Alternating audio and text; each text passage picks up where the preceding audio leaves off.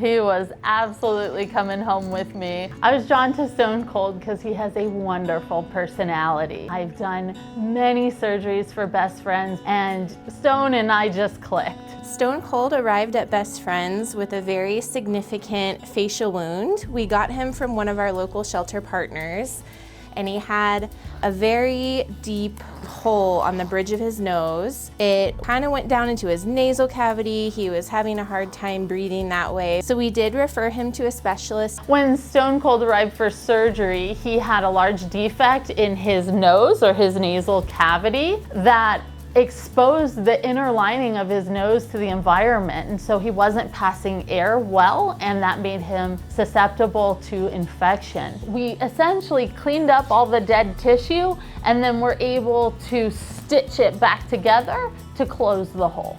If we had not intervened with Stone, he most likely would have developed a life-threatening infection, but he was a pleasure to work with throughout the whole process. So when I met him, I knew that he could win anyone's heart over, including my husband, who has been nervous about cats for years. He was so interactive and friendly, and when I brought him home, he laid down in the middle of my entire family for a belly rub, and that's when I knew he was the perfect fit.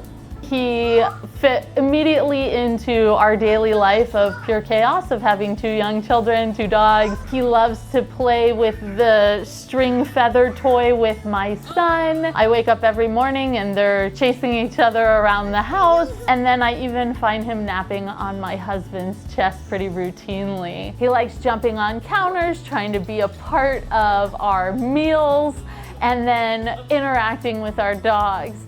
He loves belly rubs and just will lay there for as long as you will rub his belly. But in general, he just likes to be involved in whatever we're doing at our house. If we have a toy to play with him, he's even more engaged, but usually he's just kind of laying around waiting for action with the kids.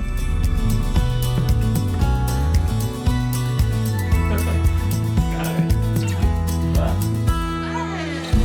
got my balloon.